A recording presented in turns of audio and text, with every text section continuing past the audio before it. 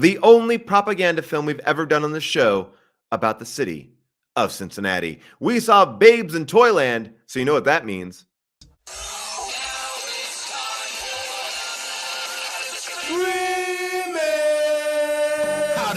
Schwarzenegger grow a baby in his belly, rock a rhinestone vest while ripping Justin to Kelly, or maybe see a burlesque show with Nick Crow and take a boat with speed to hitting cruise control. J-Man, Big Paul in the beautiful June, gonna take you from the goob all the way to the room. Ran the games of Street Fighter, helped to blow off steam, just a sucker punch the odd life of Timothy Green. Sharknado, the birdemic, how we staying alive. They call it in the badass and he's on the line, cranking 88 minutes cause they cool as ice, cause a bad Jim Varney looking kind of nice. Paul and June getting literal, Jason is getting laid.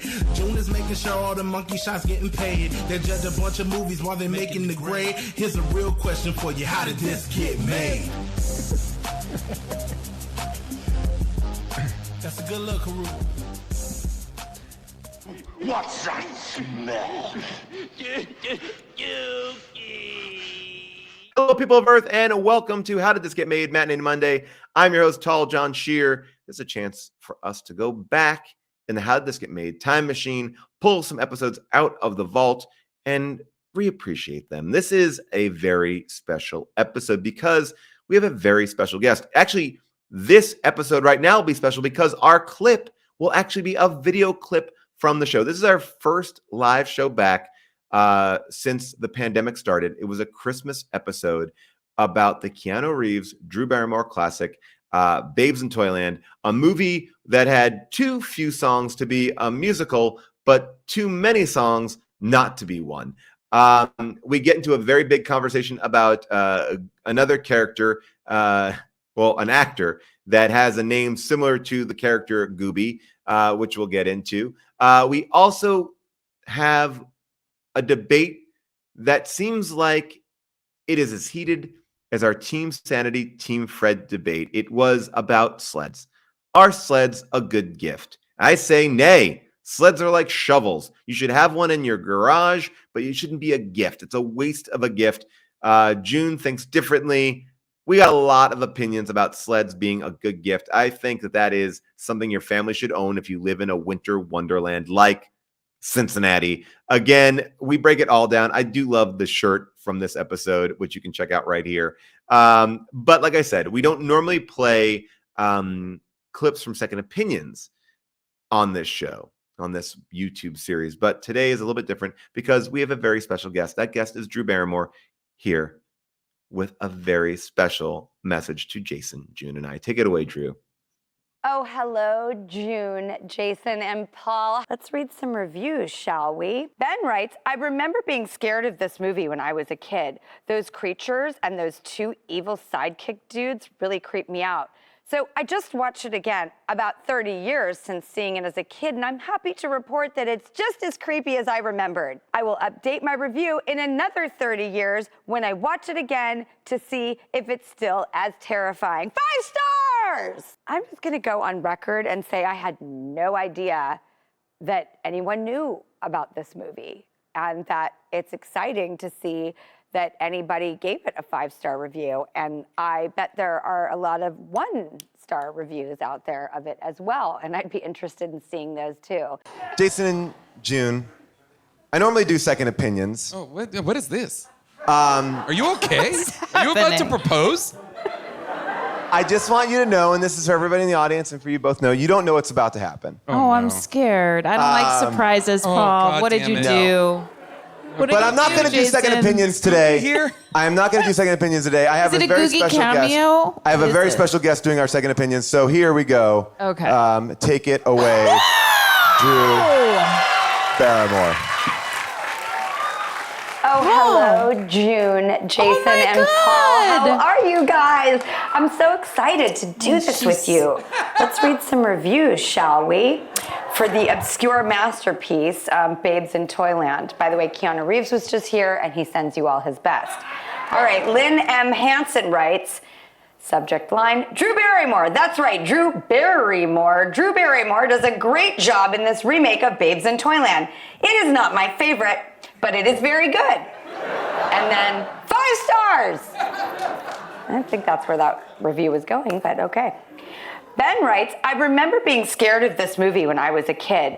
Those creatures and those two evil sidekick dudes really creeped me out. So I just watched it again about 30 years since seeing it as a kid, and I'm happy to report that it's just as creepy as I remembered. I will update my review in another 30 years when I watch it again to see if it's still as terrifying. 5 stars!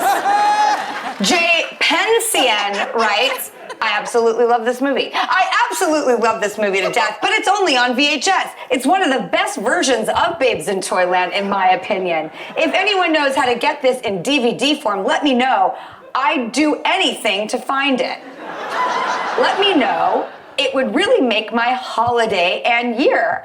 And if you haven't seen this movie and still have a VHS, buy it ASAP. Why are you still reading? Buy it now! 5 stars! I'm gonna go on record and say I had no idea that anyone knew about this movie. And that it's exciting to see that anybody gave it a 5-star review. And I bet there are a lot of 1-star reviews out there of it as well. And I'd be interested in seeing those too. But as the person who was in this movie, when I was 11 years old, we shot it in Munich, Germany for 6 months. And we just had the best time ever. It was actually really fun. And I don't know, all I can say is that I give you guys, June and Paul and Jason, 5 stars! Oh my God, I love her so much. Drew Barrymore. Incredible. Wow, that was a surprise. Incredible. My Christmas gift to you both. Thank you so much. Okay, I love her so much, and I just love her so much. And that is, watching this movie, I was like, God, she's so winning, and so is Keanu. Like, watching those two child faces in this movie, it really does make it so watchable. And can I just say something too? I just wanted to, I spent all of yesterday writing a script for Drew and Keanu because they were going to do it together. Their interview ran too long and he had to run to another event. So at the last second, he had signed off on it, he had done it, we had them going back and forth with different reviews.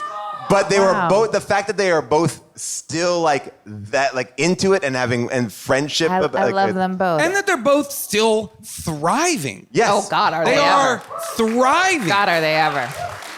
TikTok, Mr. Wick. TikTok. They're both thriving. And and I will say this, the movie is just absurd and an absolute cavalcade of nonsense. But it's watchable because they are so good. As is Pat Morita, and I'm forgetting the actress who plays Mary, her sister, who's Berman. great. As is Ellen Burstyn. As is Jerry Orbach. As is... Nobody puts baby in the corner. But listen, that's what makes the movie work. Because if it didn't, it would be unwatchable. And as it is delightfully unwatchable because you're like, what the fuck? 6 months? 6 months in Germany. Doing what? 6 months? The whole movie takes place on a pile of dirt. 45 minutes. That's 2 hours and 25 minutes. That was the original cut. Now, here's the thing. People were talking thank you, Paul. That was a real treat. That was incredible, Paul. That was a surprise and a real treat.